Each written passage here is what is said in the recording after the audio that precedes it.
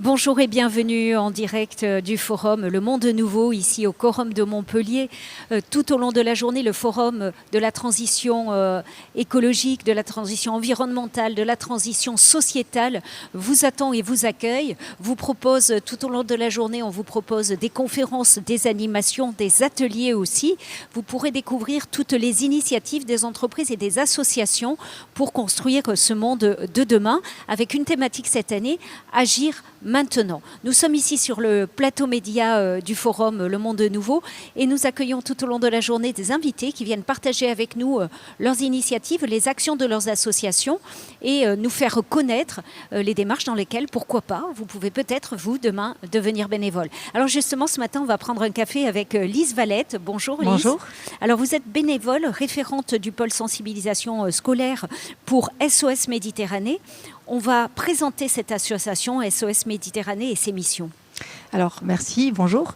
SOS Méditerranée, c'est une association citoyenne européenne de sauvetage en mer. Alors, j'insiste sur le côté citoyen parce que sans les citoyens, l'action de SOS Méditerranée serait nulle puisqu'on est financé à plus de 90% par les citoyens.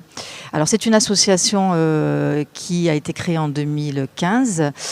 Son premier sauvetage s'est effectué en 2016 et on est présent aujourd'hui dans 4 pays européens, donc la France, l'Italie, la Suisse et l'Allemagne, et au travers de 19 antennes.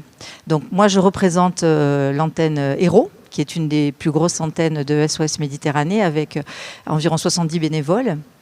Et je suis donc coordinatrice, juste pour préciser, du pôle sensibilisation scolaire Héros, pas de l'ensemble de la France. Hein. Alors, vos missions, c'est le sauvetage en mer. On va expliquer plus précisément de quoi il s'agit. D'accord, effectivement. En fait, on a 3 missions. La première, c'est effectivement de secourir les gens qui se noient en mer. On ne parle pas forcément de migrants, nous. On parle du sauvetage en mer. Et le sauvetage en mer, il doit se pratiquer pour n'importe quel individu, migrant ou pas. C'est très important parce qu'on agit dans un cadre légal et c'est essentiel de le faire comprendre. Donc, effectivement, on va sauver des gens. On les protège. Ça veut dire qu'une fois à bord, on leur apporte des soins avec notre partenaire qui est la Fédération internationale des comités de la Croix-Rouge et du Croissant-Rouge. Et les protéger, c'est aussi les débarquer dans un port sûr. Et ça encore, c'est défini par la loi, par les conventions internationales. Donc on ne débarque pas les gens, évidemment, en Libye, où ils risquent d'être remis en prison, torturés, esclavagisés, etc. Notre 3e mission, et c'est un petit peu ce que je représente aussi aujourd'hui, c'est le témoignage. Ça veut dire qu'on intervient dans des événements comme ce forum, on intervient dans les écoles, les collèges et les lycées, pour faire connaître la situation en Méditerranée centrale. La Méditerranée centrale, c'est la partie qui est entre l'Italie et la Libye. C'est la route migratoire la plus mortelle au monde.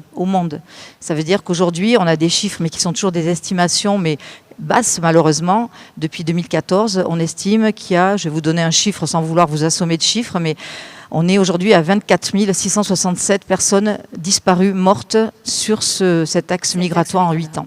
Combien de sauvetages vous effectuez chaque année ? Alors, on a un global que je peux vous donner depuis notre action de 2016. C'est assez énorme. Hein. On a eu 2 bateaux successifs.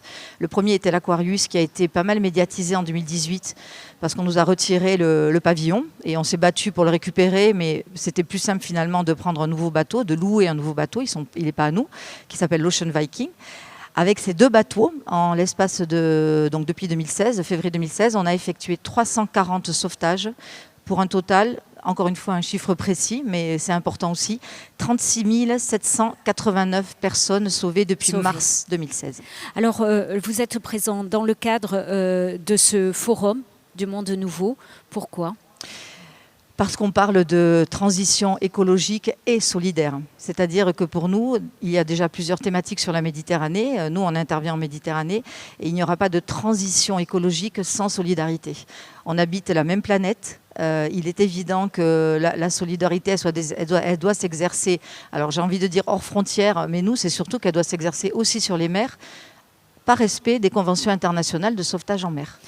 Vous proposez une exposition pendant ce forum qui s'appelle « Femmes éclaireuses d'humanité ». Dites-nous un mot sur cette exposition. Oui, alors elle est visible jusqu'au 1er octobre, donc ça va finir, mais c'est une exposition qu'on peut voir dans d'autres cadres. Hein. C'est une exposition de photos L'idée, ça a été c'est l'antenne de Saint-Étienne, près de Lyon, qui a proposé et créé cette exposition. C'est une exposition qui est centrée sur les femmes, parce qu'on parle et on voit beaucoup dans les images des médias des hommes qu'on récupère, mais les femmes représentent environ 15% des personnes qu'on sauve. Et les femmes, tant du côté des secourues que des sauveteuses et des témoins et celles qui témoignent, comme les bénévoles, il y a beaucoup de femmes, sont très importantes. Il faut savoir aussi, par exemple, qu'on a eu beaucoup de bébés qui sont nés à bord de l'Aquarius. On a eu 6 bébés, et pour parler de femmes, une petite fille, une femme en devenir qui est Mercy. Donc cette expo est très belle parce qu'on voit effectivement le rôle que jouent les femmes, et on a une photo qui est très sympathique, qui est très émouvante. C'est une des premières sauvées en mars 2016, et on a la photo de cette femme à qui on tend la main et qui est en train de se hisser sur le bateau de secours. Alors on va faire un point d'actualité, la multiplication des sauvetages au cours de ces derniers mois. Oui, ça c'est quelque chose qu'on a constaté sur l'été. Alors on n'est pas non plus dans des vagues migratoires, voilà. On est en train de revenir sur les niveaux d'avant la crise Covid. Mais c'est vrai qu'effectivement, entre le 24 juin et le 27 août, juste SOS Méditerranée a effectué 23 opérations de sauvetage, et le chiffre aussi frappant, c'est qu'en l'espace de 3 jours, c'était début septembre, on a effectué 10 sauvetages.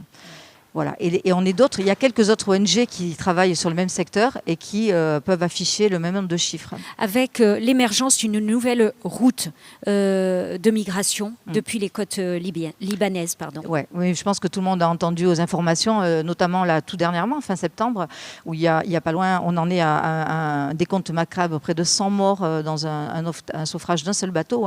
Alors, nous, pour l'instant, SOS Méditerranée, on n'a pas été confrontés à ce type d'embarcation venant de si loin, parce que c'est très loin de là où on opère. On opère dans les eaux internationales, je précise, toujours dans le cadre légal. Voilà.